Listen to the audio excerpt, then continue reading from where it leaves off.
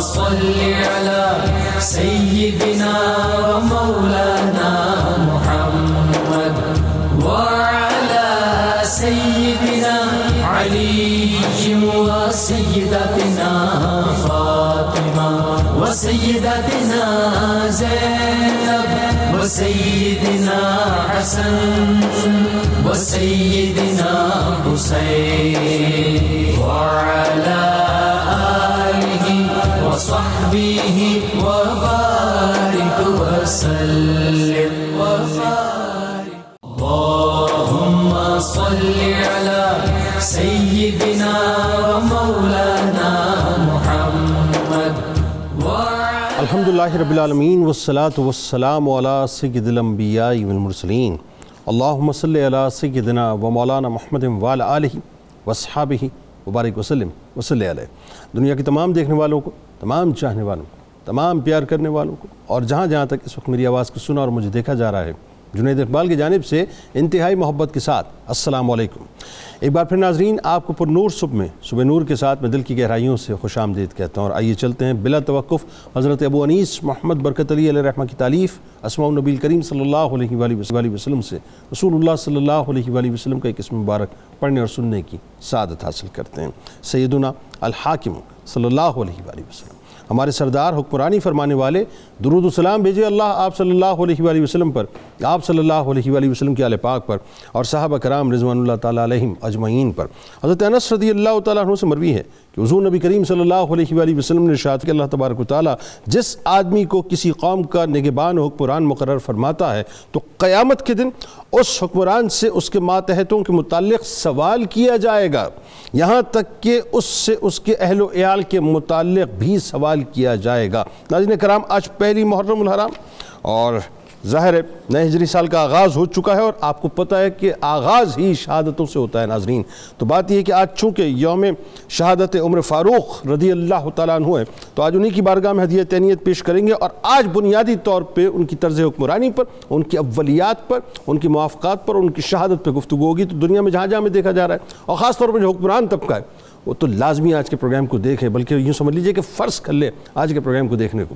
بات یہ ناظرین کہ خلیفہ دوم حضرت عمر فاروق رضی اللہ تعالیٰ عنہ اسلام کی وہ عظیم ترین ہستی ہیں جن کی اسلام کے لیے روشن خدمات، بے انتہا ریفارمز، جرت و بہادری، عدل و انصاف پر مبنی فیصلوں، فتوحات اور شاندار کردار اور کارناموں سے اسلام کا چہرہ انتہائی روشن ہے.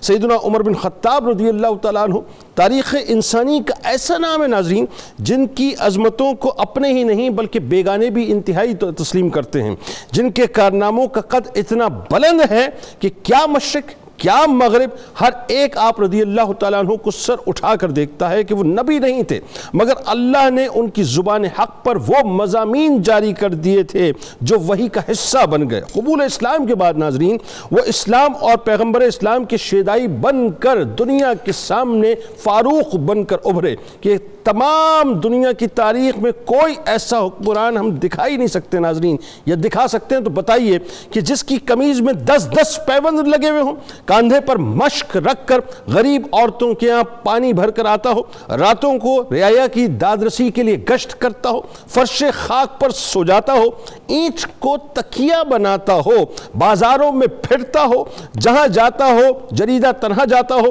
اونٹوں کے بدن پر اپنے ہاتھ سے تیل ملتا ہو، دربان پروٹوکول خادموں کے نام سے آشنا نہ ہو، اور پھر روب اور دبدبہ ایسا ناظرین کہ عرب و عجم اس کے نام سے لرزتے ہو، اور جس طرف رخ کرتا ہو تو زمین اس کے روب سے دہل جاتی ہو. سکندر و تیمور ناظرین 30 ہزار فوج رکاب میں لے کر نکلتے تھے جب ان کا روب قائم ہوتا تھا. عمر فاروق رضی اللہ تعالیٰ عنہ کے سفر شام میں سواری کے اونٹ کے سوا کچھ اور نہ تھا، لیکن چاروں طرف ایک شور و غل پڑا ہوا تھا کہ عالم یہ تھا کہ ہر طرف سے ایک ہی صدا بلند ہو رہی تھی کہ امیر المومنین، مسلمانوں کے امیر المومنین تشریف لا رہے ہیں. آپ کی خلافت کی مدت ناظرین 10 برس 6 مہینے اور 4 دنوں پر کم و بیش مشتمل ہے.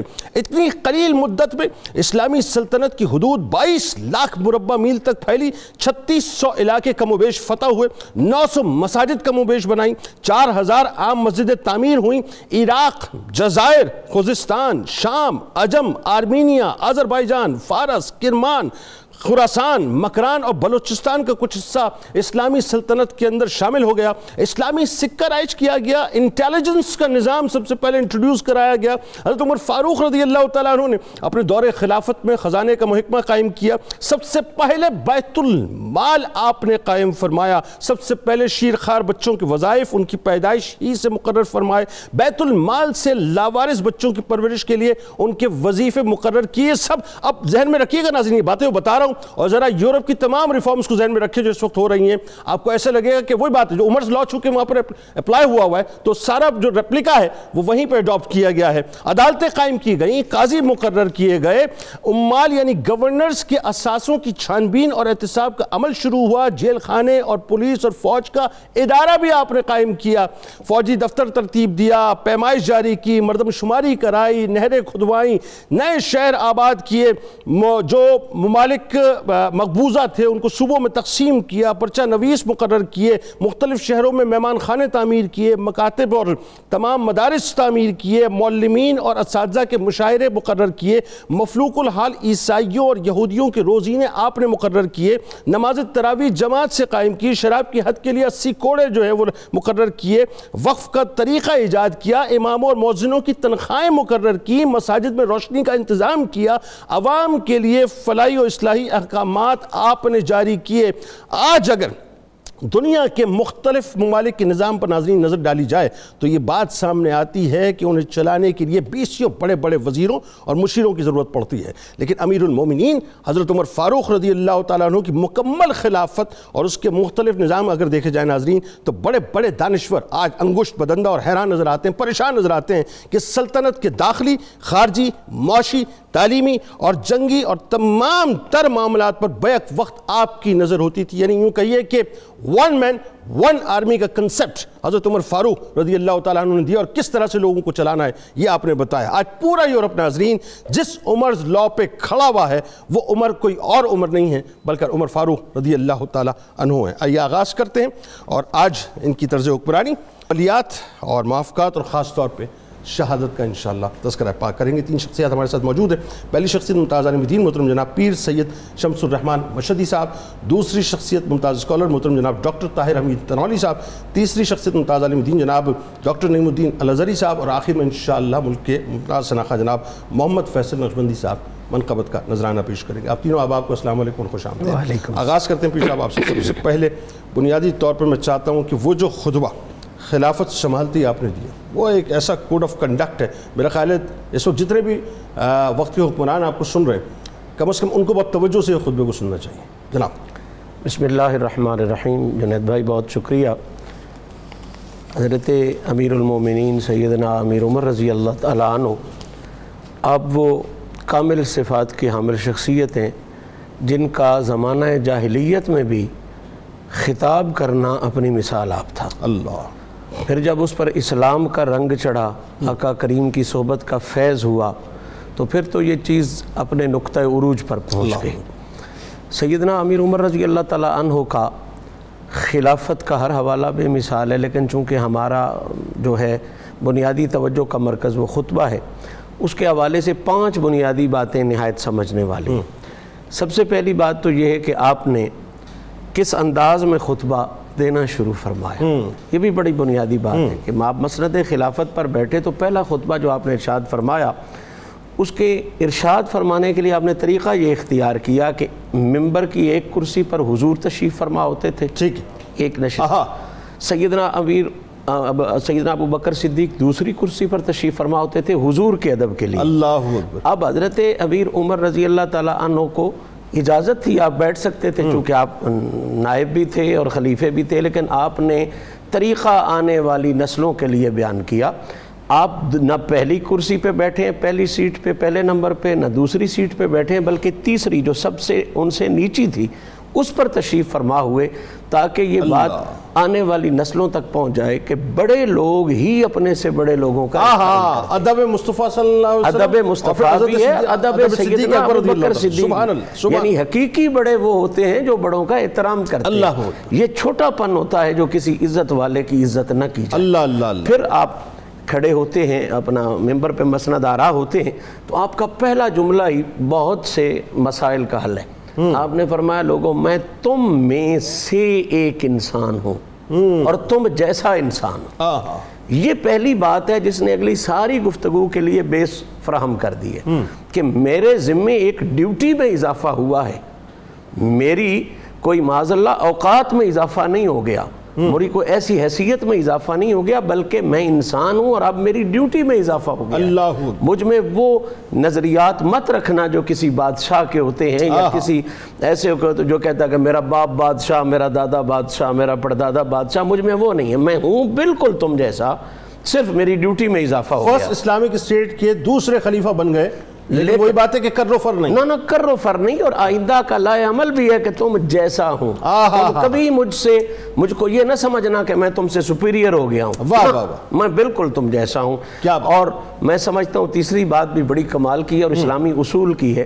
اسلام میں کسی بھی عہدے کو جو طلب کرے اسے دینا جائز نہیں. اچھا, یہ بڑی یاد رکھنے والی بات ہے. ہمارے ہاں خواہش پر عہدے دیے جاتے ہیں, ہمارے تو خواہش پر ٹکٹ دیے, لڑائی لڑی جاتی ہے. اسلام کا یہ اصول ہے کہ خواہش پر عہدہ نہیں دیا جاتا, کیونکہ خواہش جب ہو تو پھر اس کے جو ہیں جذبات وہ اس کے ساتھ منسلک ہو جاتے ہیں. حضرت امیر عمر نے اپنا پہلا جملہ یہ فرمایا اگر مجھے خلیفہ رسول کی نافرمانی گوارا ہو سکتی تو میں یہ ذمہ داری ہرگز قبول نہیں. اللہ اکبر. یعنی اٹ مینز کہ حضرت امیر عمر کی چاہت بالکل نہیں تھی کہ میں بنوں, یہ سیدنا ابو بکر صدیق کی چاہت تھی. انہوں نے انہیں سلیکٹ کیا اور آخری وصیت سیدنا ابو بکر صدیق کی موجود ہے. حضرت عثمان لکھنے والے ہیں, آپ عالم بیماری میں وصیت فرما رہے تھے کہ یہ بندہ اگر مسلمان چن لے تو بہت بہتر ہوگا. تو حضرت عمر کے بارے میں لوگوں نے رائے بھی دی کہ وہ تو بہت سخت ہے.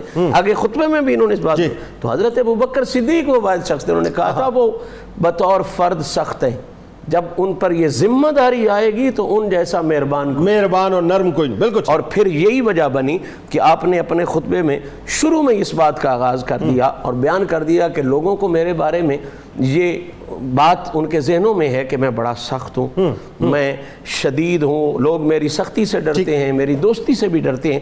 تو میں انہیں بتانا چاہتا ہوں کہ میری سختی اب ختم ہو گئی ہے. صرف ان لوگوں کے لیے سختی ہوگی جو ظلم کریں گے, جو زیادتی ہوں گے, ان کے رخسار میں زمین پر ضرور لگاؤں گا, ان کے لیے معافی نہیں ہوگی. یعنی عدل کا نظام قائم, عدل کا نظام ہوگا, نرموں کے لیے تابعداروں کے لیے نرمی ہوگی, سختوں کے لیے سختی. اور آخری جملہ سب سے بڑا, ایک ہی فکرے میں ساری بات مکمل کر دینا چاہتا ہوں.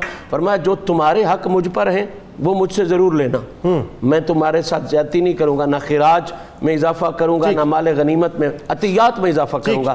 لیکن ایک بات میرا حق بھی ہے اور وہ میری ذمہ داری بھی ہے, وہ یہ ہے کہ میں ایک باپ کی طرح تمہاری حقوق کی حفاظت کروں گا. یہ بنیادی بات, یہ بنیادی بات ہے کہ یہ ایسا حکمران ہے جس نے حاکم بن کے نگرانی نہیں کی. جس طرح باپ اپنے گھر کا نگران ہوتا ہے, امیر المومنین بھی اسی طرح. یہ ایگزیکٹلی. اب اسی بات کو ڈاکٹر صاحب تھوڑا سا آگے بڑھاتے ہیں کہ آپ یہ دیکھیے, یہ جو بنیادی طور پہ ہے بات کہ آپ شدید ہیں انصاف کے معاملے میں, عدل کے معاملے میں, اور رحیم ہیں یعنی اپنی رعایا کے اوپر. طرز حکمرانی جو حضرت عمر فاروق رضی اللہ تعالیٰ عنہ نے دے دیا, کیا مشرق ہو کیا مغرب ہو, ہر ایک اسی شہر کے اندر مبتلا ہے, اس سے باہر نکلنے کو نہ تیار ہیں نہ ہو سکتے ہیں. کیا فرمائیں گے طرز حکمرانی کے بارے میں؟ بسم اللہ الرحمن الرحیم. جنید صاحب بہت شکریہ. بالکل حضرت عمر فاروق کا جو انداز حکمرانی ہے اس کا آپ اس سے اندازہ کریں کہ خلافت راشدہ میں جو استحکام اور جو وسعت آپ کے دور میں نصیب ہوئی اسلامی ریاست کو, وہ فیوچر کے لیے ایک بنیاد بن گئی. آپ نے جس طرح سے حکمرانی کا ایک پیٹرن دیا, ایک سسٹم دیا, مستقبل میں حکمرانی کے جتنے بھی انداز تھے انہیں اس سسٹم کو فالو کرنا پڑا. بنیاد آپ نے, اگر آپ بہت اختصار کے ساتھ ہم بات کریں تو حضرت عمر فاروق کی جو گورننس تھی, آپ کی جو حکمرانی تھی, وہ جن خصائص پہ کھڑی تھی ان میں پہلی جو بات آتی ہے وہ ہے میرٹ, دوسری بات ہے ٹرانسپیرنسی, ٹھیک ہے, تیسری ہے اکاؤنٹیبلٹی, واہ, اور چوتھی ہے ویجیلنس. واہ. یہ وہ چیزیں ہیں جن کے بغیر, یہ وہ فیکٹرز ہیں جن کے بغیر آپ کوئی آئیڈیل سسٹم نہ کھڑا کر سکتے ہیں, نہ اس آئیڈیل سسٹم کی کنٹینیوٹی کو انشور کر سکتے ہیں. یہ چار باتیں وہی ہیں کہ آج ان چار باتوں پہ جتنی آپ کی پبلک ایڈمنسٹریشن ہے, جتنا آپ کا اسٹیٹ گورننس کا سسٹم ہے, اس میں اس کو آپ جتنا بھی پھیلاتے چلے جائیں, ان اصولوں سے آپ مستغنی نہیں ہو سکتے. میرٹ کو آپ دیکھیں, حضرت عمر فاروق نے جس منصب پہ جس کو جو ذمہ داری دی اس زمانے میں اس سے بہتر اس ذمہ داری کے لیے کوئی شخص موجود نہیں تھا. بالکل ٹھیک ہے. اچھا اب اس کے اندر آپ نے یہ بھی لحاظ رکھا, آپ کا جو اپنا قبیلہ تھا, اگر آپ دور جاہلیت کو دیکھیں, اسلام کی آمد سے پہلے دیکھیں تو تمام سفارتی مشن حضرت عمر کے قبیلے کے پاس ہوتے تھے, بنی عدی کے پاس ہوتے تھے. بالکل. لیکن آپ نے اپنی پورے دور خلافت میں بنی عدی کو کوئی عہدہ نہیں دیا. بالکل ٹھیک. ایون اپنے بیٹے کو بھی جو ہے کوئی بھی نہیں, کیونکہ یہ کنفلکٹ آف انٹرسٹ میں آتا ہے. اچھا اس کے ساتھ میں آپ کو اس طرف ہی متوجہ کرنا چاہوں گا کہ حضرت عمر فاروق کا انفلوئنس اپنے قبیلے پہ اتنا زیادہ تھا. جب آپ ہجرت کر کے تشریف لے آئے, پہلا غزوہ ہو رہا ہے غزوہ بدر, اس میں جب مکہ سے لوگ آئے لڑنے کے لیے, ہر قبیلے کے لوگ تھے سوائے بنو عدی کے. ٹھیک. بنی عدی کا کوئی شخص لڑنے کے لیے نہیں آیا. یعنی حضرت عمر فاروق کا انفلوئنس کتنا زیادہ تھا اپنے قبیلے پہ, اور آپ کے قبیلے کے اندر آپ کا احترام کتنا زیادہ تھا. کیا بات. اس کے باوجود آپ نے اپنے قبیلے کے کسی شخص کو کسی اسٹیٹ رسپانسبلٹی پہ فائز نہیں کیا. کیا بات. آپ نے جس کو جو جنگی ذمہ داریاں دیں, جو ریاستی ذمہ داریاں دیں, جس منصب پہ بٹھایا. اچھا اب دیکھیں, عبداللہ ابن عباس آپ کے پاس آئے اور آپ سے انہوں نے کسی عہدے کا تقاضا کیا, تو آپ نے فرمایا کہ میرے دل میں تمہارے بارے میں اطمینان نہیں ہے. انہوں نے کہا کیا مسئلہ ہے؟ فرمایا کہ ممکن ہے تم بیت المال کے جو مالی معاملات ہیں ان میں اس طرح کی ٹرانسپیرنسی نہ رکھ سکو, تو میں تمہیں یہ ذمہ داری دینے کے لیے تیار نہیں ہوں. یعنی آپ نے اس کا کوئی لحاظ نہیں رکھا کون کس منصب کا ہے. دوسرے لفظوں میں یوں کہہ لیجئے کہ ظاہر ان پہ تو یہ بات نہیں تھی, لیکن وہ بات ہے کہ خدا نہ خواستہ, مطلب ظاہر میں یہ احتیاط کا عرض کر رہا ہوں, اگر وہ چاہتے تو وہ کسی کو کوئی ذمہ داری دیتے. ٹھیک ہے. لیکن آپ نے کسی طرح کے تکلف کو روا نہیں رکھا, یہی تو عمر کی شان تھی. اچھا اس کے بعد جو دوسرا آتا ہے وہ ٹرانسپیرنسی ہے. ٹرانسپیرنسی میں آپ یہ دیکھیں, اس کا یہ عالم تھا کہ کوئی ڈیسیژن شورائیت کے بغیر آپ نے نہیں کیا. ٹھیک, بالکل صحیح. جتنے بھی فیصلے آپ کر رہے تھے وہ مجلس شورا کے اندر ہوتے تھے. معمولی سے معمولی فیصلہ بھی کرنے کے لیے صلاۃ الجامعہ کا اعلان ہوتا اور مجلس شورا کا اجلاس ہوتا, کانسنس اور کنسنسس کے ساتھ ہوتا. اور بڑا معروف واقعہ ہے جہاں پہ ایک سیشن میں, شورا کے ایک سیشن میں, جب آپ نے مہر کی رقم مقرر کرنے کا فیصلہ کیا اور فیصلہ ہو گیا, تو ایک خاتون نے اعتراض کر دیا اور آپ نے اس کے اعتراض کو سنا. اس خاتون نے جب قرآن مجید کی آیت کے ساتھ استدلال کیا تو آپ نے فرمایا, ایک تاریخی جملہ آپ نے ارشاد فرمایا, ایک مرد کو ہلاک ہونے سے ایک عورت نے بچا لیا. اس کا اب اس میں بڑی قابل غور بات یہ ہے کہ آپ کی شورا میں ہر وہ شخصیت شامل تھی جو رائے دے سکتی تھی, چاہے وہ عورت تھی یا مرد تھا.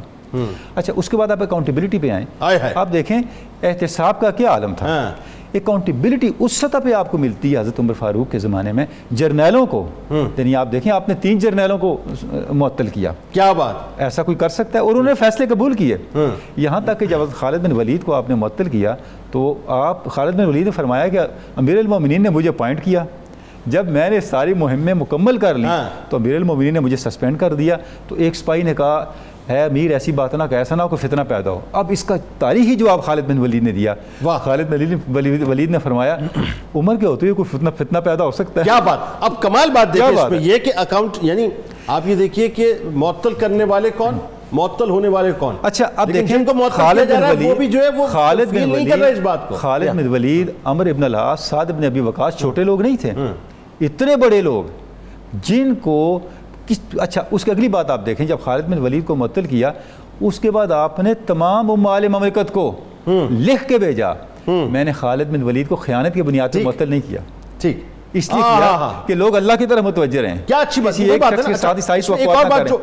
آخری بات جو میں کہنا چاہوں گا, جو ویجیلنس تھی آپ کی, آپ دیکھیں پوری اسلامی ریاست میں کوئی واقعہ ہوتا اس کی خبر آپ کو ہوتی تھی. کیوں؟ آپ کا ایک پورا سسٹم تھا انٹیلیجنس کا. سر کمال بات ہے, نگار تھے, واقعات لکھ لکھ کے آپ کو بیچتے تھے. آپ دیکھیں کہ اموال مملکت اپنے خلوت گاہوں میں فیصلے کرتے اور اطلاعات عمر فاروق کے پاس ہوتی. میں وہی عرض کر رہا ہوں, میں یہ باتیں جب میں پڑھتا ہوں طرز حکمرانی میں تو میں سوچتا ہوں ایک بات, نہ اس وقت واٹس ایپ تھا, نہ اس وقت فیس بک تھا, اچھا اتحاد کا یہ عالم تھا, نہ سوشل میڈیا تھا, نہ موبائل فونز تھے, کوئی ریکارڈنگ نہیں, کوئی ویڈیو نہیں. اب ویژن ہے اور جو بصیرت عمر فاروق کی, آپ دیکھیں حضرت حذیفہ کو ماہر میں اسرار نبی صلی اللہ علیہ وسلم کہا جاتا ہے. ٹھیک, اور ان آپ کے پاس آپ صلی اللہ علیہ وسلم کے اسرار تھے. ٹھیک, ایک مرتبہ حضرت عمر فاروق نے ان کو بلایا اور فرمایا حذیفہ مجھے ذرا یہ بتاؤ میرے جتنے اموال مملکت ہیں ان میں کوئی منافق تو نہیں ہے, کیونکہ آپ کو تو سارے منافقین کے بارے میں آپ نے فرمایا. حضرت حذیفہ فرماتے ہیں میں نے کہا کہ کوئی بھی نہیں ہے. آپ نے فرمایا پھر دیکھ کے بتاؤ احتیاط سے. انہوں نے فرمایا ایک شخص ہے. تو حضرت عمر فاروق نے فرمایا اس کا نام کیا؟ فرمایا میں نام نہیں بتا سکتا. حضرت عمر فاروق نے اپنی بصیرت کی بنیاد پہ اس شخص کو سسپینڈ کیا اور وہ وہی شخص تھا جس کی طرف حضرت حذیفہ اشارہ کیا تھا. اب ظاہر آپ کی طرز حکمرانی میں تو اتنی ڈیٹیلنگ ہے کہ میرا خیال ہے کئی پروگرامز ہم کریں اور ایک ایک واقعہ بیان کریں تو بہت کچھ ہے. لیکن ایک بات آگے بڑھاتے ہوئے کہ آپ ہی نے مطلب یہ آپ کے اولیات میں بھی میں اس کو شمار کرتا ہوں, یہ آپ کی ریفارمز میں بھی میں شمار کرتا ہوں, اور یہ آپ کی جو گورننس ہیں یا یوں کہیے کہ اکاؤنٹیبلٹی اس میں شمار کرتا ہوں کہ آپ عمال کو منتخب کرنے سے پہلے ان کے اثاثوں کو جو لسٹ بنوایا کرتے تھے. کیسی بات ہے. آج دیکھیں نا, آج اسی بات کو تم فالو کرنا چاہتے ہیں نا. اور کمال یہ ترکی گھوڑے کا استعمال نہیں ہوگا, دربانوں کا استعمال نہیں ہوگا, ریشمی لباس اور باریک لباس کا استعمال نہیں ہوگا, پروٹوکولز نہیں ہوں گے. وہی بات ہے کہ ایک شخص نے مصر میں جب اس کو منتخب کیا اور پتہ چلا جی دربان وغیرہ رکھتے ہیں تو کیا آپ نے فوراً بلوایا, بوریے کا لباس پہنا کے تاریخی جملے آپ نے فرمائے کہ تو انسانوں پہ حکومت تو چھوڑ, جانوروں پر حکومت کرنے کے بھی قابل نہیں ہے. آئیے ذرا ریفارمز کی بات کرتے ہیں, آپ کی اولیات کی بات کرتے ہیں. حضرت سیدنا عمر فاروق رضی اللہ تعالیٰ عنہ فاروق اعظم بھی ہیں, حضور صلی اللہ علیہ وسلم کی نگاہ فیض کا انتخاب بھی ہیں, مراد رسول بھی ہیں, اور سرکار دو عالم صلی اللہ علیہ وسلم کی دعاؤں سے اور تربیت سے انہیں وہ مومنانہ فراست عطا ہوئی جس کے بارے میں سرکار نے فرمایا اتقوا فراست المؤمن فإنه ينظر بنور اللہ, کہ مومن کی فراست سے بچو, یہ اللہ کے نور سے دیکھتا ہے. تو وہ صدیاں آگے دیکھ رہے تھے, اور اسی وجہ سے تو کسی نے کہا تھا کہ بستی بسانا کھیل نہیں, یہ بستے بستے بستی ہے. تو وہ بستیاں جو انہوں نے بسائی ہیں, اقبال نے کہا کریں گے اہل نظر تازہ بستیاں آباد, میری نگاہ نہیں سوئے کوفہ و بغداد, لیکن کوفہ و بغداد کو بسانے والے حضرت سیدنا عمر فاروق رضی اللہ تعالیٰ عنہ. آپ ادھر سے ہی شروع کر لیں ان کی اصلاحات کو کہ آج ہم یکم محرم الحرام کے یہاں تشریف بیٹھے ہیں, تو یہ یکم محرم الحرام کی ہجری تاریخ عطا کرنے والے بھی حضرت سیدنا عمر فاروق رضی اللہ تعالیٰ عنہ. اور پھر آپ نے دفتری نظام قائم کیا جس کو نظام الدواوین عربی میں کہا جاتا تھا. اس میں ایک پورا جو ہے وہ دیوان عدل قائم فرمایا, پھر دیوان الخراج قائم فرمایا. یہ ٹیکس کا پورا ایک نظام وضع کرنے کے لیے اس کا آغاز بھی حضرت سیدنا عمر فاروق رضی اللہ تعالیٰ عنہ نے کیا. اب بات یہ کہ آپ بتاتے جائیے, اور لوگوں سے میں گزارش کروں گا کہ وہ صرف جو ہے وہ اپنا نظر رکھیں کہ آج جتنی ریفارمز ہوئی ہیں یہ ایگزیکٹلی اس کو انیشیٹ جو ہے یا اوریجنیٹ بنیادی طور پر عمر فاروق رضی اللہ تعالیٰ عنہ. عمر لا کی آپ نے بات کی ہے, اس کا سکہ اور اس کا طوطی آج بھی پوری دنیا میں بول رہا ہے, اور یہ قیامت تک یہ سلسلہ جب باقی رہے گا. تو وہ باقاعدہ ایک دیوان الخراج قائم کیا, ٹیکس جمع کیے جاتے, پھر ان کو آگے تقسیم کیا جاتا. پھر اس کے ساتھ ساتھ تنخواہوں کا نظام جو ہے اس کو باقاعدہ رجسٹر کرنے کے لیے آپ نے ایک پورا نظام بنایا جس کے تحت اس میں جو ہے وہ پوری شفافیت کے ساتھ وہ تنخواہیں تقسیم کی جاتی. افواج کا جو نظام ہے اس کو باقاعدہ طور پہ ریگولائز کرنے کے لیے جو نظام سب سے پہلے حضرت سیدنا عمر فاروق رضی اللہ تعالیٰ عنہ نے وہ بھی عطا فرمایا, ایک ادارے کی شکل. پھر اس کے ساتھ ساتھ عدالتوں کا قیام, اور پھر ججز کے لیے پورے کے پورے جو ایک آپ یوں کہہ لیں کہ پوری شرائط جو ہیں وہ آپ نے مقرر فرمائی کہ ایک جج آپ نے یہ طے کیا اور لکھا باقاعدہ اس کی شرائط میں کہ جج جو ہے وہ اپنی طور پہ کوئی ایسی نجی ملاقاتیں نہیں کرے گا جس کی وجہ سے اس کے فیصلوں کے اوپر اثر پڑے. وہ الگ سے تجارت نہیں کر سکتا کیونکہ اس کا کام عدل و انصاف کرنا ہے, اور ججز کی اچھی تنخواہیں آپ نے مقرر فرمائی. اور یہ بھی وہ بڑے بہترین کام تھے جو آپ نے کیے. اس کے ساتھ ساتھ جیسے آپ نے شروع میں انٹرو میں کہا بیت المال کا پورا نظام سب سے پہلے حضرت سیدنا عمر فاروق رضی اللہ تعالیٰ عنہ نے اس کو قائم کیا. پوری جتنی آپ کی ریاست تھی اس سے مستحقین سے جو مال تھا وہ جن سے لیا جاتا تھا لے کر پھر اس کو آگے مستحقین میں تقسیم کیا جاتا تھا. پھر رات کو نکلنا, پھر گشت کرنا, پھر لوگوں کے مسائل کو دیکھنا, اور پھر وہ جو مشہور واقعہ ہے کہ دیکھا کہ کسی کے گھر میں آٹا اور کھانے کی چیزیں نہیں ہیں تو اپنے کندھے پہ بوری اٹھا لی. تو کسی نے کہا کہ آپ ایسا نہ کریں, تو کہا کہ لا یزر ولا تزر وازرۃ وزر اخرى, کہ قیامت کے دن کسی کا بوجھ کوئی دوسرا نہیں اٹھائے گا. عمر نے اپنا بوجھ خود ہی اٹھایا, اللہ اکبر, خود وہ اٹھا کے پہنچا رہے ہیں. مدینے کے وہ جو ہے اپنا یوں سمجھ لیجئے کہ اپنا قرب و جوار کے اندر وہ بستی تھی نا. جی بالکل بڑی دور بستی تھی, اور خادم کو آپ نے اجازت نہیں دی اور خود اٹھا کے لے کے گئے. پھر اس کے ساتھ یہ دیکھیے کہ آپ نے یہ جو فوڈ چیکنگ کا ایک پورا پروسیس ہے, آج اس پہ ہماری حکومتیں بڑا ناز کرتی ہیں کہ ہم نے اس میں پوری ایک وزارت قائم کر دی ہے. یہ وزارت بھی سب سے پہلے حضرت سیدنا عمر فاروق نے قائم کی, اور حضرت شفا نامی ایک خاتون کو مقرر کیا, کیونکہ کیونکہ اس میں یہ راز بھی ہو سکتا ہے کیونکہ خواتین کے ہاں اس چیز میں زیادہ صلاحیت ہوتی ہے. اور یہ جو خواتین پہ آج کل یہ بڑا اسلام پہ ایلیگیشن لگایا جاتا نہیں جی اسلام خواتین کو ان کے حقوق نہیں دیتا. حضرت شفا بنت عبداللہ نامی اس خاتون کو آپ نے فوڈ انسپیکٹر کے طور پہ مدینہ پاک کے بازار میں مقرر فرمایا. یہ حضرت عمر فاروق رضی اللہ تعالیٰ عنہ. پھر اس کے ساتھ یہ میری نالج میں اضافہ ہے جی. اور اس کے ساتھ حضرت سیدنا عمر فاروق رضی اللہ تعالیٰ عنہ نے پورا ہاسپٹل کا ایک نظام مدینہ پاک میں جس کو حضرت سیدہ رفیدہ رضی اللہ تعالیٰ عنہ یہ بھی ایک خاتون تھی جن کو سرکار دو عالم صلی اللہ علیہ وسلم نے مسجد میں بطور نرس اور بطور ڈاکٹر کے اپائنٹ کیا تھا. آپ نے ان حضرت سیدہ رفیدہ کے ذریعے ایک پورا ہاسپٹل مدینہ پاک میں قائم فرمایا. 64-65 کے قریب تقریباً آپ کی جو ہے کم و بیش اولیات آتی ہیں نا, اور یہی آپ کی ریفارمز ہیں. یہ بہت زیادہ. اب اس میں مزید آپ یہ دیکھیے کہ جو مصر شام کے اندر آپ نے نئے شہر آباد کیے جس میں فسطاط کا شہر مصر میں ہے, جس میں بصرہ اور کوفہ جو ہے وہ عراق کے اندر ہے. اس میں یہ بات کرنا چاہوں گا کہ دینی طور پہ تراویح کا پورا نظام حضرت سیدنا عمر فاروق رضی اللہ تعالیٰ عنہ نے آپ نے یہ شروع فرمایا ہے. اور اس کے ساتھ ساتھ آپ دیکھیے کہ زراعت کا پورا نظام, نہری نظام یہ آپ نے عطا کیا.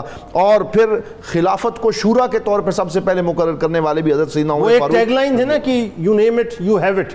تو وہی بات ہے کہ آپ سوچیں, آپ تصور کریں کہ کون سا بہترین نظام دنیا میں ہو سکتا ہے. اس کو اوریجنیٹ حضرت عمر فاروق رضی اللہ تعالیٰ عنہ. آخری بات اس میں یہ کرنا چاہوں گا کہ مسجد نبوی کی توسیع اور اس کے ساتھ ساتھ حفظ قرآن کے اوپر سب سے پہلے انعامات قائم کرنا تاکہ لوگوں کے اندر حفظ قرآن کا جذبہ پیدا ہو, یہ کام بھی آپ نے سر آج آپ دیکھیں بنیادی طور پہ ہمارے ہاں جو لوکل گورنمنٹس کی بات ہوتی ہے, بدقسمتی یہ کہ وہ نظام اس طرح سے چل نہیں پاتا, وہ پولیٹیسائز ہو جاتا ہے.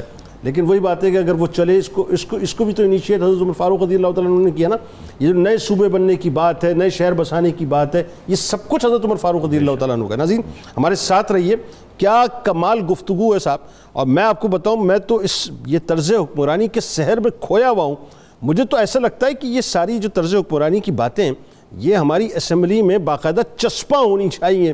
اور میرا خیال ہے شاید شرط ہونی چاہیے کہ جو اسمبلی کا ممبر بنے گا پہلے وہ ان تمام باتوں کو پڑھ کے حفظ کرے, حفظ جہاں بنائے, اس کے بعد آگے بڑھے. ہمارے ساتھ رہے ناظرین, درود پاک کا وقفہ ہے, مل کے درود پاک سرکار علیہ السلام کی بارگاہ میں پیش کرتے ہیں. اور ایک بہت ہی چھوٹا سا واقعہ انشاءاللہ میں وقفے کے فوراً بعد بیان کروں گا, میرے ساتھ رہیے گا.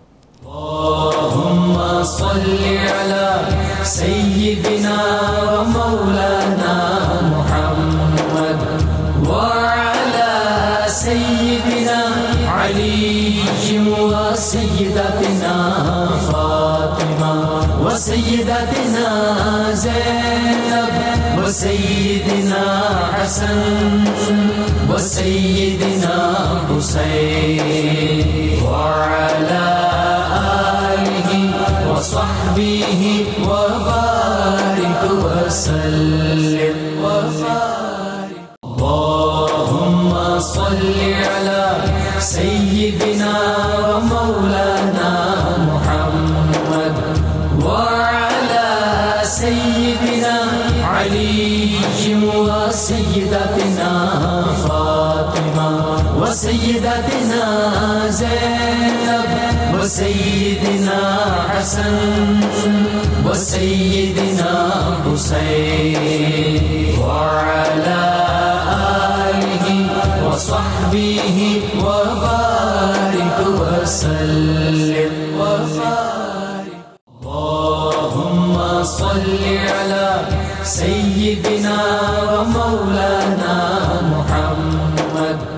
ایک بار پھر ناظرین میں آپ کو خوش آمدید کہتا ہوں. حضرت عمر فاروق رضی اللہ تعالیٰ عنہ کی طرز حکمرانی, ان کی اولیات, ان کی موافقات, اور انشاءاللہ آخر میں ان کی شہادت کی بات کریں گے. لیکن ایک بہت مختصر سا واقعہ, چونکہ وقت بہت مختصر ہوتا ہے. ناظرین جو بات میں کرنے جا رہا ہوں, اگر کاش اس وقت کے حکمران میری بات سن رہے ہوں, ذرا سنیے کہ حضرت عمر فاروق رضی اللہ تعالیٰ عنہ نے خلافت کا منصب سنبھالا ہے. اب ہوا کیا دوران خلافت, آپ ایک مرتبہ ممبر پر تشریف فرما ہوتے ہیں اور فرماتے ہیں کہ اے لوگ بہت توجہ رہے, اگر میں دنیا کی طرف جھک جاؤں تو تم کیا کرو گے.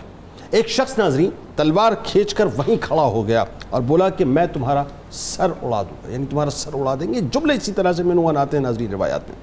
حضرت عمر فاروق رضی اللہ تعالیٰ عنہ نے آزمانے کے لیے ڈانٹ کر کہا کہ کیا تم میری شان میں گستاخی کرتا ہے. اس نے کہا کہ ہاں حضرت عمر رضی اللہ تعالیٰ عنہ نے فرمایا کہ الحمدللہ ایسے لوگ موجود ہیں کہ اگر میں ٹیڑھا ہو جاؤں تو وہ مجھ کو سیدھا کر دیں. یعنی مطلب کیا ہے ناظرین؟ مطلب یہ ہے کہ حضرت عمر فاروق رضی اللہ تعالیٰ عنہ سے ایکسپیکٹ نہیں کیا جا سکتا. بات وہی، شیطان تو وہ راستہ بدل دیتا تھا نا آپ کو دیکھ کر، ڈر کے بھاگ جاتا تھا. بات یہ ہے کہ سمجھانے کا مقصد کیا ہے کہ میری اکاؤنٹیبلٹی کرتے رہنا.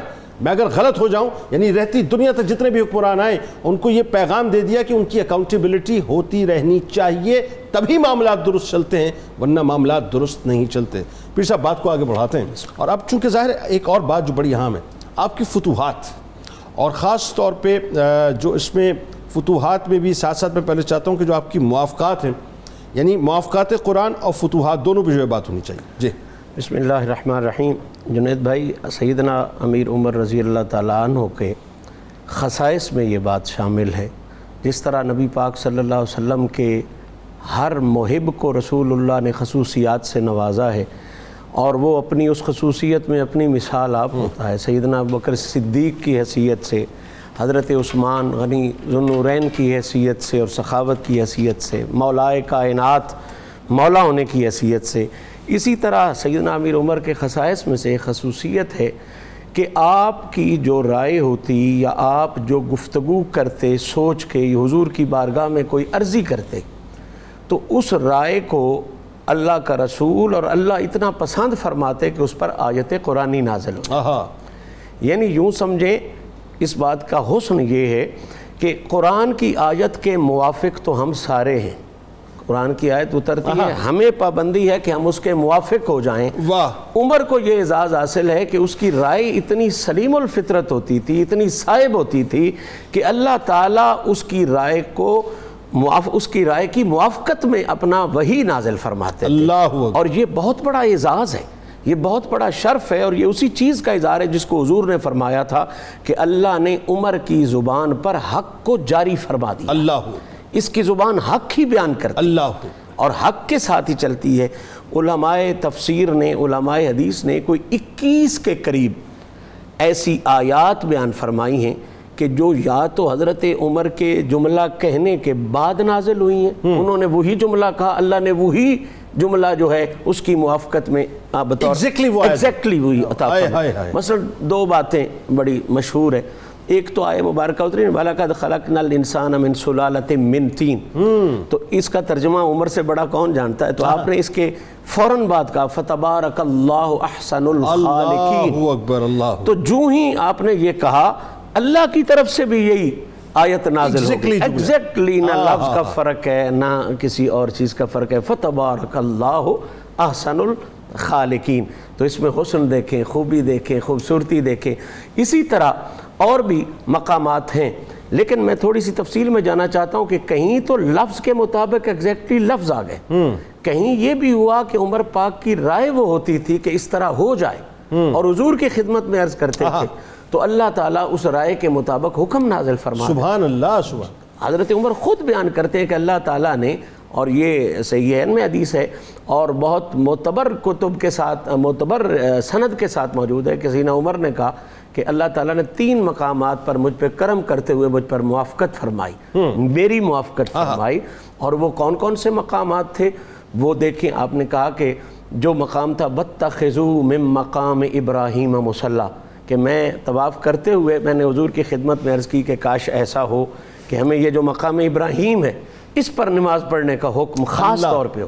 تو اللہ تعالیٰ نے اسی طرح اس رائے کو منتخب فرما لیا، پسند فرما لیا. وہ کریم ہے، رب نے آیہ مبارکہ نازل فرمائی کہ حبیبی نے سنا دو وَاتَّخِذُوا مِن مَقَامِ إِبْرَاهِيمَ. اللہ اکبر. اسی طرح حضرت عمر کہتے ہیں شراب کے بارے میں میرے ذہن میں سوالات تھے تو اللہ کریم نے شراب کی حرمت کی نازل فرمائی. اللہ. آپ فرماتے ہیں کہ میں نے حضور کی خدمت میں عرض کی کہ یا رسول اللہ، لوگ جاتے ہیں آپ کی ازواج مطہرات کی خدمت میں تو ابھی آیات پردہ نازل نہیں ہو، تو میں چاہتا ہوں کہ اس حوالے سے کوئی خاص حکم نازل ہو، تو آیات پردہ نازل ہو. اللہ اکبر. اسی طرح کوئی ایک آدھ موقع نہیں ہے، 21 مقامات، یعنی یہ کوئی تھوڑی سی بات نہیں. 2-1 میں بھی ایک خاص حکمت ہے عددی اعتبار سے.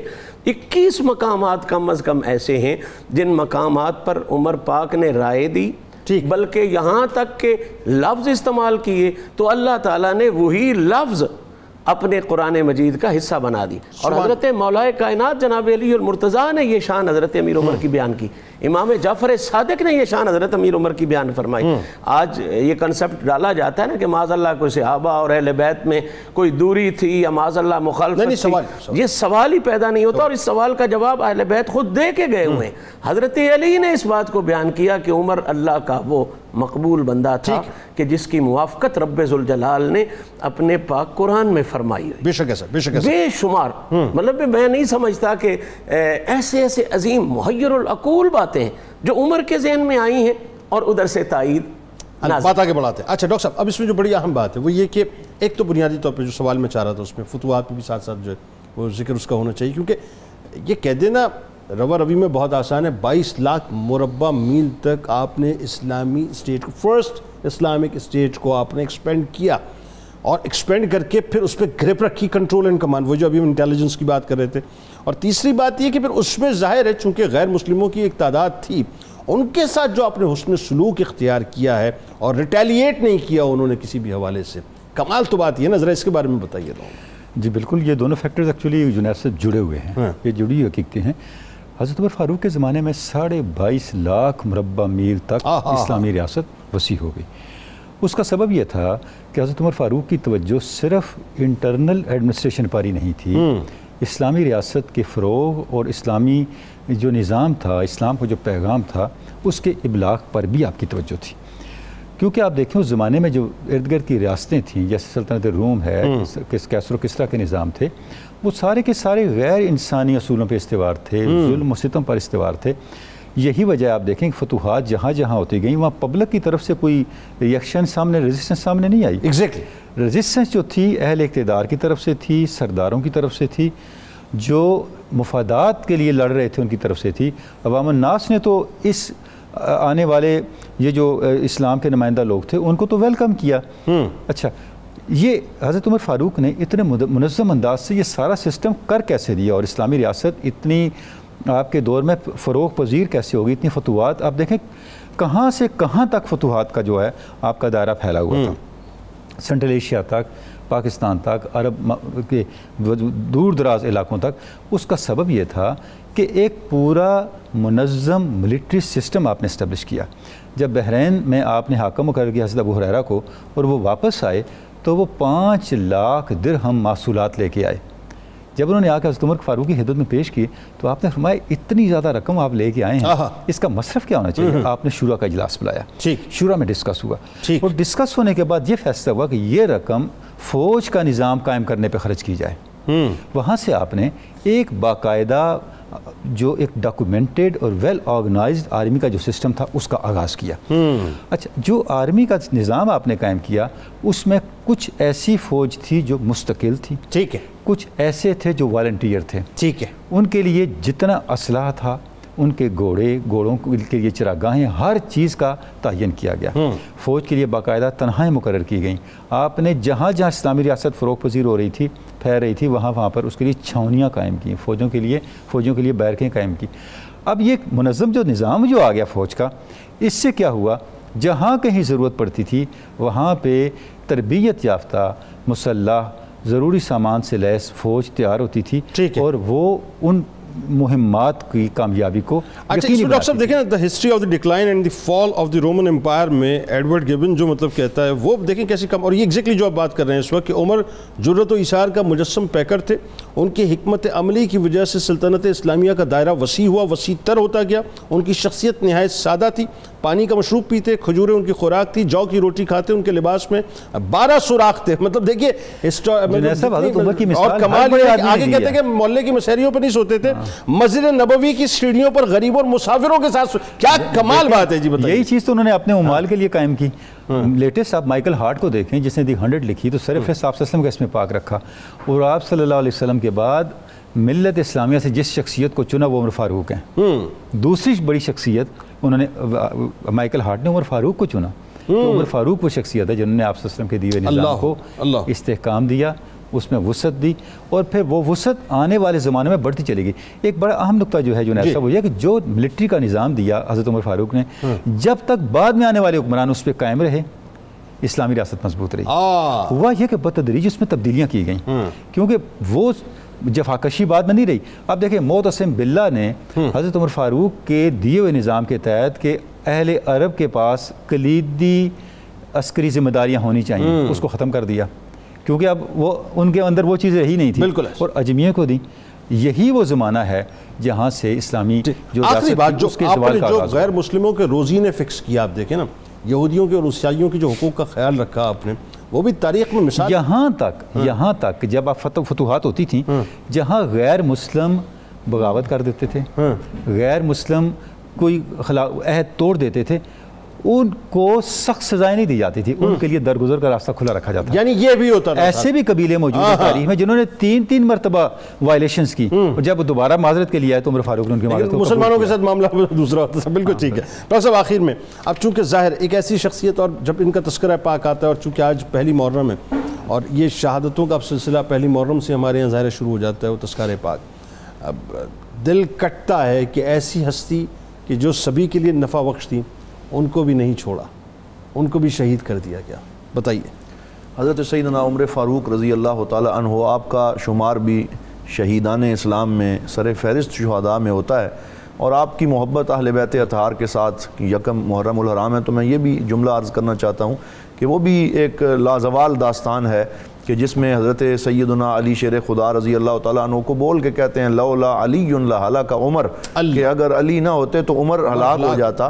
اور اسی طریقے سے محبتوں کا یہ سفر نبھاتے 10.5 سالہ خلافت کا کامیاب دور گزارنے کے بعد پھر آپ شہید ہوئے ہیں. اور اس شہادت کی خبر بھی حضور صلی اللہ علیہ وسلم نے پہلے سے دے دی تھی. جب ایک دفعہ آپ جبل احد پہ تشریف فرما تھے، سیدنا ابوبکر صدیق آئے اور حضرت عمر فاروق حاضر ہوئے اور پھر حضرت عثمان غنی آئے، تو اس وقت جب تھوڑا سا احد پہ لرزہ طاری ہوا تو آپ نے ارشاد فرمایا اسبت احد فإن علیک نبی و صدیق و شہیدان، کہ اے احد تو جنبش نہ کر، اس وقت تیرے اوپر ایک نبی، ایک صدیق اور 2 شہید موجود ہیں. تو یہ ان کی شہادت کی خبر سرکار نے پہلے دی ہوئی تھی. اور یہ بھی فرمایا تھا حضرت حذیفہ بن یمان رضی اللہ تعالی عنہ، آپ جو سر رسول اللہ حضور کے رازدار صحابی تھے، انہوں نے ایک دفعہ سرکار دو عالم صلی اللہ علیہ وسلم سے یہ راز کی بات پوچھتے پوچھا تھا تو حضور نے فرمایا تھا کہ میری امت میں فتنوں کا دروازہ جو ہے وہ حضرت عمر رضی اللہ تعالیٰ عنہ کو قرار دیا کہ یہ دروازہ ہیں، جس دن یہ کھل جائے گا اس کے بعد امت میں فتنے شروع ہو جائیں گے. تو حضرت حذیفہ بن یمان شہادت کو قرار دیا، شہادت میں عرض کر رہا ہوں. تو حضرت حذیفہ رضی اللہ تعالیٰ عنہ نے عرض کیا یا رسول اللہ یہ دروازہ کھولا جائے گا یا توڑا جائے گا؟ تو سرکار نے فرمایا توڑا جائے گا. تو یہ بھی شہادت کی طرف اشارہ تھا. اور پھر حضرت سیدنا عمر فاروق رضی اللہ تعالیٰ عنہ، آپ مغیرہ بن شعبہ رضی اللہ تعالیٰ عنہ صحابی رسول ہیں، تو ان کا ایک غلام تھا جس کا نام ابو لولو فیروز مجوسی تھا. تو یہ چکیاں بناتا تھا اور اس طرح کے کام کرتا تھا. مدینہ پاک میں حضرت عمر فاروق نے غیر مسلم غلاموں کے لیے داخلہ بند کیا ہوا تھا کہ جو اس طرح کے لوگ ہوں وہ دیگر جو معاملات ہیں وہاں جا کے کام کر سکتے تھے. لیکن انہوں نے سفارش کی تو اجازت دے دی، وہ آ گئے. تو وہ المختصر یہ کہ ایک دن حضرت مغیرہ بن شعبہ کے اس غلام نے حضرت عمر فاروق سے ملاقات کی تو آپ نے پوچھا بھائی کیسا تیرا کام چل رہا ہے؟ کہنے لگا جی کام تو اچھا چل رہا ہے لیکن میرے اوپر بہت زیادہ خراج لگایا گیا ہے. تو آپ نے پوچھا کتنا لگایا گیا؟ تو کہنے لگا کہ ایک چکی کا جو 2 درم جو ہے وہ. تو آپ نے کہا کہ تمہیں تو بڑا اچھا معاوضہ مل رہا ہے، تیرے اوپر کوئی اتنا زیادہ خراج نہیں ہے، لیکن پھر بھی میں جو تیرا مالک ہے اس سے میں بات کروں گا. لیکن اس نے آگے سے جملہ کہا کہ میں ایک دن آپ کے لیے بھی ایک ایسی چکی بناؤں گا کہ جس کی شہرت 4 دانگے عالم میں پھیل جائے گی. حضرت عمر فاروق رضی اللہ تعالیٰ عنہ سمجھ گئے کہ یہ مجھے دھمکی دے رہا ہے، قتل کی تھریٹ دیکھی جی. لیکن اس کے باوجود آپ نے اس کے حقوق کو سلب نہیں کیا، پوری اس کو آزادی دی.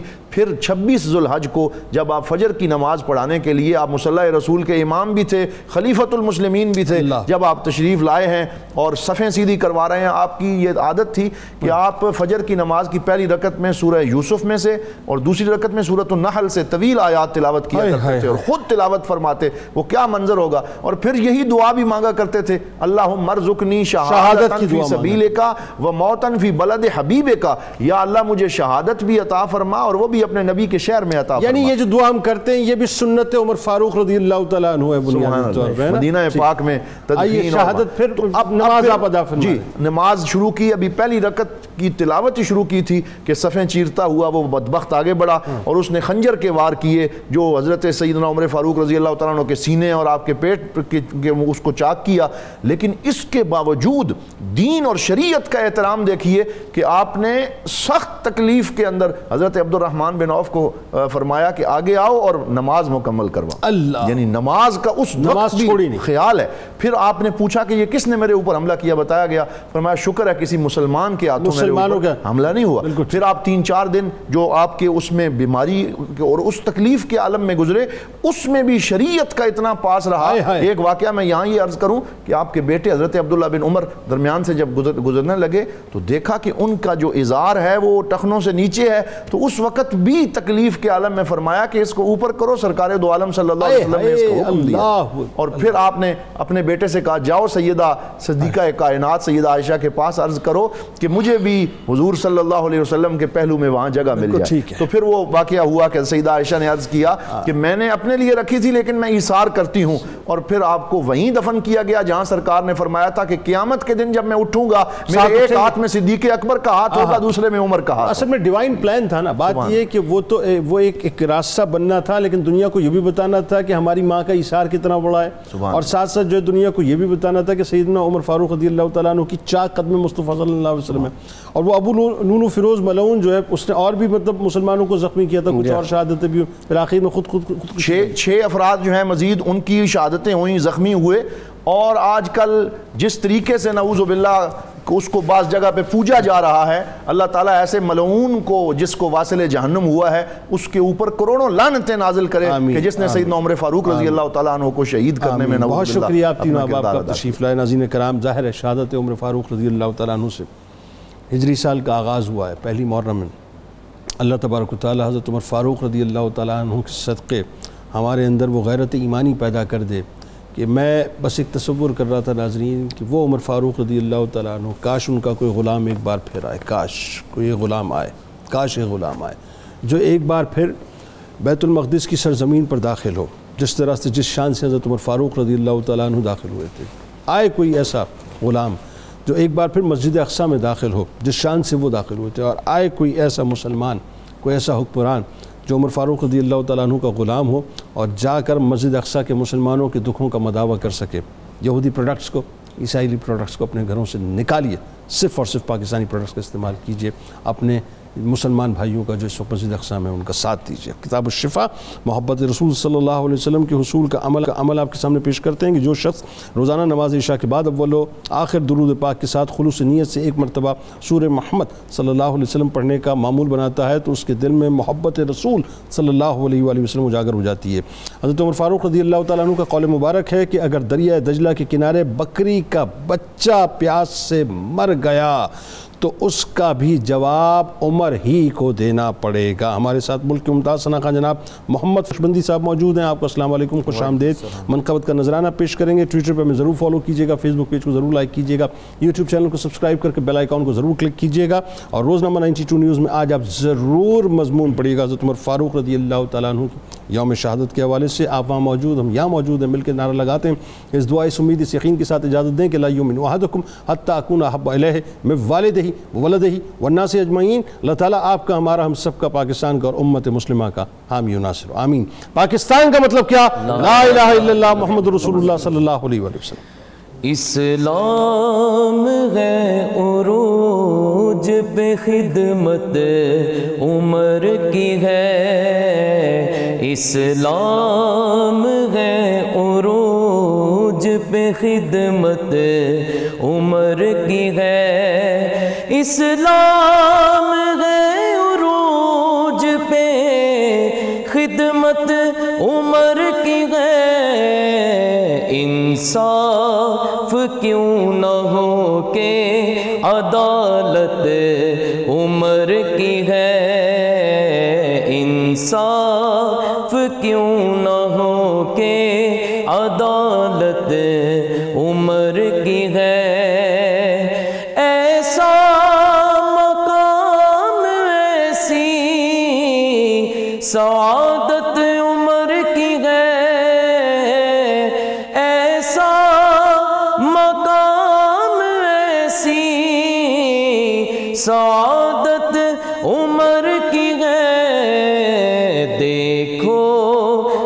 نبی کے ساتھ ہی تربت عمر کی ہے، دیکھو نبی کے ساتھ ہی تربت عمر کی ہے۔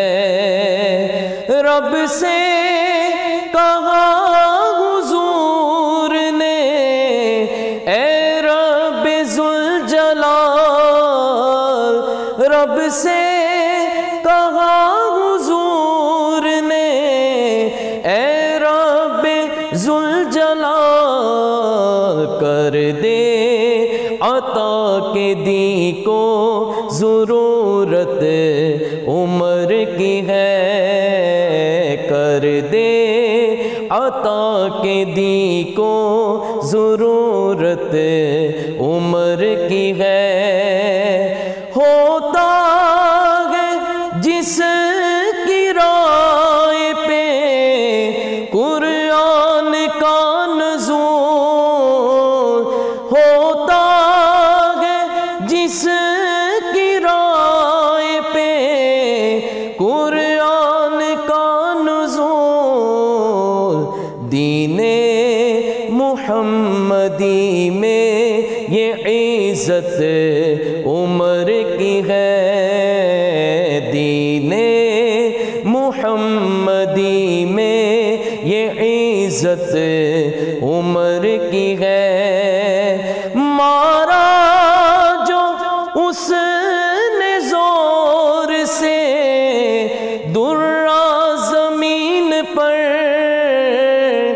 مارا جو اس نے زور سے درہ زمین پر، فوراً رکا ہے زلزلہ ہیبت عمر کی ہے، اسلام ہے عروج پہ خدمت عمر کی ہے۔ اے کاش ہم بھی ایسے ہی چاہیں حضور کو، اے کاش ہم بھی ایسے ہی چاہیں حضور کو، جیسے غنی حضور سے چاہت عمر کی ہے، جیسے غنی حضور سے چاہت عمر کی ہے۔ اسلام ہے عروج پہ خدمت عمر کی ہے۔ اللہم صلی علی سیدنا و مولانا محمد وعلی سیدنا علی و سیدتنا فاطمہ و سیدتنا زینب و سیدنا حسن و سیدنا حسین وعلی آلہ وصحبہ وبارک وسلم۔